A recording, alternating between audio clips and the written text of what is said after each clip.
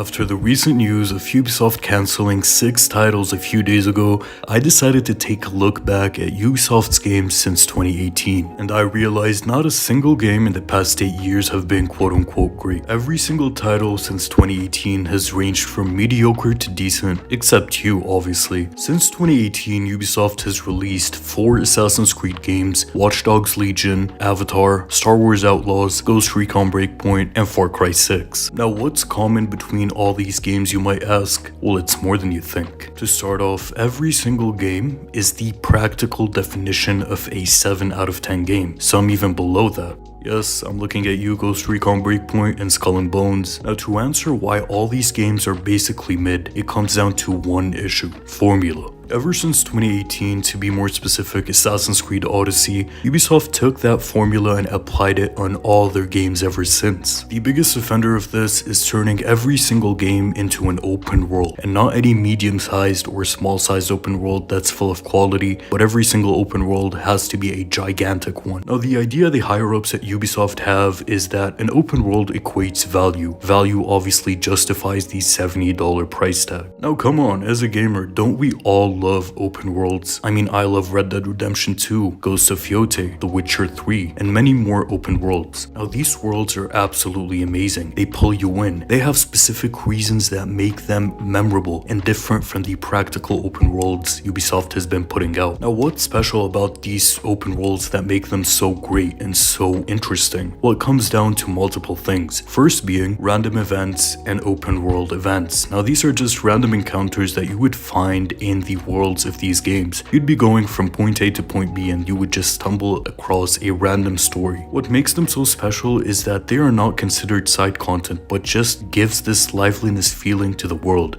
that this world is lived in and each person has issues in this world. And what makes it even better is that some of the characters you meet on the way are reoccurring, which means you find them again in different areas with different issues. Now the other half that makes these worlds so interesting are the side missions. Now most of these side missions available in The Witcher 3, Red Dead 2, Ghost of Tsushima are genuinely interesting stories, some even being story mission related side quests, which mean they add to the lore of the main story and just enhance the experience in general. Now besides Assassin's Creed Odyssey, unfortunately nearly every game that's been put out after Odyssey has had some of the most mundane side quests, and the open world activities are not that interesting. Ubisoft took a once interesting formula of going up to a high area and uncovering the map by synchronizing or activating towers such as in Far Cry, and has applied it all over the games. Besides uncovering the world map, what do you actually do in their worlds? Now when you actually uncover the map, what is there to do in a Ubisoft open world? Well, number one are checklists. They basically give you multiple things to do which are not that interesting, not that fun. For example, go kill this target with no backstory and cross him off a huge checklist of other targets. And when it comes to side missions, obviously except Assassin's Creed Odyssey, the side missions are very boring. Most of them come down to simple fetch quests, or one of my friends has been kidnapped, go fetch them, or get me this item, or go harvest these materials and bring them back to me. They've basically taken a formula of side quests, copied them, and pasted them in each game of theirs, obviously changing them up a bit to fit the themes of the game. Now every open world needs to have a main story, don't they? Now let's take a look on how Ubisoft applied its same formula across all its main stories in every open world game. Now what they basically did is that they've made huge maps, and each map would have specific regions, so they divided the map into multiple regions. Now what is the formula, you might ask? Well, they would apply a main story quest or storyline or target in each region. Now while the idea is very creative, that means you can explore every part of the open world while having a main mission to do, Ubisoft often fumbles the execution. This is because their maps are usually huge, and when your map is huge, you have to assign multiple story missions to each region, hence bloating the game and making it feel way longer than it has to be. Loads of these missions often feel like busy work, where you have to basically cross off small targets or small missions to unlock the actual main story mission, which has some progression towards the main story. Now one of the biggest offenders of this issue is Assassin's Creed Shadows. Assassin's Creed Shadows' second act is basically as I've said. They give you around 10 to 12 targets that you need to hunt down in and each target is in a specific region of the map. Now the issue with this is that no target connects to the other target. All these targets don't even connect to the main story. They're pretty much names you have to cross off a list to unlock the main villains of the game, or the Templars. And Act 2 is 80% of Assassin's Creed Shadows, so we're basically saying that around 20 hours of the 30 to 40 hour story in Assassin's Creed Shadows is pretty much busy work and filler. Now since these main stories are bloated, cutscenes are also affected. When you have a game that is 30 to 50 hours long, you obviously cannot motion capture every main cutscene, and this leads to a bigger problem that has been an issue for the past 8 years with Ubisoft. They've been using a procedural cutscene system. Cutscenes in their older games, especially games before 2018, always looked like this. Where'd you come by this, piss pot?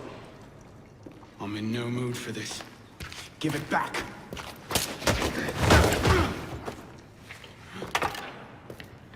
Take it back.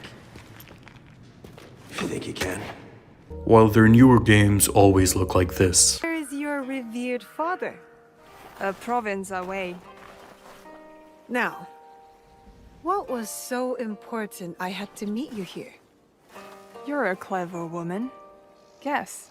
I'm sure you could see the difference. Characters seem dull, lifeless, their lips aren't syncing, everything feels robotic. Now this is obviously done to save on some time, resources, and money because these stories are way too big and not every scene can be motion captured. The real question is here, who asked Ubisoft to make these bloated open worlds? Now while I do understand the existence of these cutscenes, I mean they exist in The Witcher 3, Baldur's Gate 3, and most RPGs that are out there, they don't have to be used as the main system in the game. They should be using motion capture for their main missions, and for smaller scenes they should be using this procedural system. But unfortunately these cutscenes are used 90% of the time in their newer games, which just gives their stories a lifeless, bland feeling. Now one of the bigger problems with their newer games is the main story writing. I mean this is the same studio that gave us the Ezio trilogy. They gave us interesting stories like Aiden Pierce's story in Watch Dogs 1, an actual well done revenge story. I mean let's even look back at the Far Cry games. Far Cry 3 gave us one of the best villains in gaming history, and then we look at Far Cry 6. It had one of the best actors in the industry,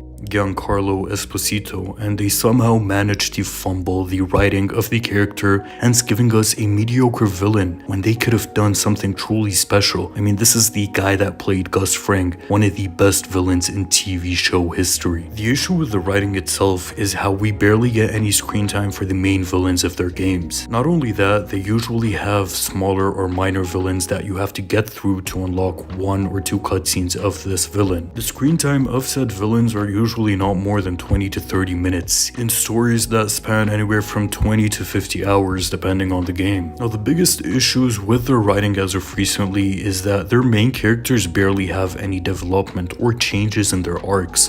They basically take character archetypes and just infuse them into their writing. One of the biggest examples of this is Basim from Assassin's Creed Mirage. Now Mirage is a 12-hour story, and in the first hour they take Basim from a street thief to an assassin. That's a lot of development, alright? Then they hit pause for 10 hours until you get to the last hour where he suddenly becomes the evil Basim that we know from Assassin's Creed Valhalla. The issue here is that there is character development, but it only happens at the start and the end. It's very jarring to be playing as one style character for 10 hours of the story, and then at the end of the story he changes completely to another. Now one of my biggest issues with the recent games of Ubisoft has to be the filler. Now I've been playing Ubisoft games since Assassin's Creed 2 came out, and one thing I always appreciated is how tightly packaged their games have been. They would give us well-paced experiences that were just thrilling to play through. However, when Assassin's Creed Odyssey came out, it was a huge success for Ubisoft. The game sold really well, and that was a clear sign for Ubisoft to take every single RPG element they've put in Assassin's Creed Odyssey and spread it all around their newer games. I mean games like Far Cry that never had RPG elements suddenly turned into RPGs. RPGs out of nowhere with damage numbers and whatnot. Now with an RPG formula comes a leveling system, and with a leveling system comes level gating, hence adding so much filler into these games. Now everyone appreciates well done side content, but forcing us to play side content in order to level up and unlock the next main mission is one of my bigger issues with the newer games. I mean, sometimes just getting to the level needed to unlock the next main mission would take anywhere between 2 to 3 hours. By that point, I probably would have forgotten what happened in the last main quest, affecting the pacing drastically. Now the main reason for this is obviously to extend playtime, so they can call their narratives huge 30 to 50 hour rich adventure experiences. But in reality, in their execution, they come off as bloated, shallow ones. Assassin's Creed Valhalla is one of the biggest victims of this. Assassin's Creed Valhalla is one of the best written Assassin's Creed, and dare I say, one of the best written Ubisoft games in history. Now what did the devs do with this really well written story? Well, they buried it under 8 to 10 side arcs. Now the way Assassin's Creed Valhalla operates is pretty simple. You have multiple regions with multiple rulers you have to go and make peace with, so they can be on your side or just recruit them as allies. Now a bunch of these arcs actually progress the main story, the character arcs of our main character and the surrounding cast, but then a huge chunk of these arcs are completely unrelated to the main story. These arcs are just shoved in the main story, forced on you to play through them, even though they don't progress anything. And the thing is, these arcs are very well written, but their placement is the wrong thing here. Had they simply created a tab for side arcs and placed all these side arcs there, we would have had a shorter story for sure, but it would be a story full of quality, better pacing, and no filler. Now to give some context on how bad this system is, let's take a look at one of the most pivotal moments in the main story. Now Eivor, the main character of the game, has a brother named Sigurd. Now during the main story, Sigurd is eventually kidnapped by one of the main villains of the story. Now after this scene occurs, the main arc is done here, and instead of the following arc being about getting Sigurd back, the game pulls you out, puts you on multiple side arcs that you must do, giving the story no sense of urgency and affecting Eivor's character. I mean, what kind of brother's first priority wouldn't be saving their brother when they're kidnapped? And this is just one example on how filler affects main story games, pacing, and writing. Now one of the more notorious issues Ubisoft has had even before 2018 has been the lack of polish and bugs. Now towards 2016 and 17, Ubisoft started putting out actual polished games such as Watch Dogs 2 and Assassin's Creed Origins. Now while Assassin's Creed Odyssey was relatively polished on release, many of the games that came after Odyssey were not. A lot of them were buggy, some of them were even broken. I mean, if I just look at last year, Star Wars Outlaws is one of the biggest offenders of this. Just take a look.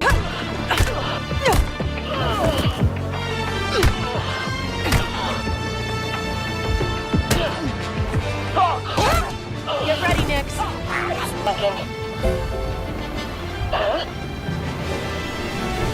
Now yeah, sure, Outlaws is a polished game as of 2026, however on release this is unacceptable, especially when you're charging full price $70 for this game. Now on the upside, when it comes to bugs and lack of polish, Assassin's Creed Shadows was a game that was delayed multiple times to make sure the game released in a polished state. And to give credit where it's due, the game came out relatively polished, with only minor bugs that occasionally appeared. I'd say 95% of my experience was bug-free. However, unfortunately, before Assassin's Creed Shadows, everything before it has been a mixed bag in terms of polish, some better than others, and some that ended up like Star Wars Outlaws. Now, one of the bigger issues that Ubisoft has been implementing into their games has been microtransactions. Now, Ubisoft has basically taken all its story games that have been releasing and turned them into games as a service. They've implemented full-on marketplaces that contain skins, weapon skins, and whatnot for these story games. Now, firstly, this is an issue because usually these skins would be unlockable in the game by doing rewarding missions or side content to unlock them, such as Ghost of Yote, where you would get rewarded with new armor and whatnot for completing certain activities. But in Ubisoft games, usually the normal skins you find around the world within the game are pretty alright, but the actual skins that took all the time from the devs are in the marketplace. One of the worst implementations Ubisoft has had with microtransactions have been time savers. Yes, time savers in a story game. Now, back when Assassin's Creed Odyssey released, Ubisoft increased the amount of XP you have to gain to level up on purpose. This was done so you can purchase time savers that would boost the XP gained while you're playing. Now, what this would do is basically cut back the time players would have to play filler missions or side content and actually provide time where they can enjoy the base game. I mean, Ubisoft, what can I say? Even after the Tencent deal that went down last year, even after the multiple cancellations that just happened, and the huge drop in stock price, you continue to make the same mistakes you've been doing for the past 8 years. The issue here is the ability to make quality games is there. I mean, look back at Ubisoft's older games. Let's take a look at last year's Game of the Year, Expedition 33. It was made by 33 devs, and some of these devs were ex-Ubisoft. The problem doesn't lie with devs, it lies with the upper management at Ubisoft. They prefer to take a risk-free tested formula that pushes more playtime, which means more spending on microtransactions, which means more profit. After seeing Ubisoft's recent statement, I'm afraid they will never get the point what the fans have been telling them for the past 8 years. Quality over quantity. Now, they did state that their focus now is making quality games, but we've heard that countless times before, and actions speak louder than words. Now, at one point in time, Ubisoft was one of my favorite devs in the industry, but now they're hated by most, laughed at by many, and I'm not sure when this will end, but I cannot confidently say that Ubisoft will exist in 10 years.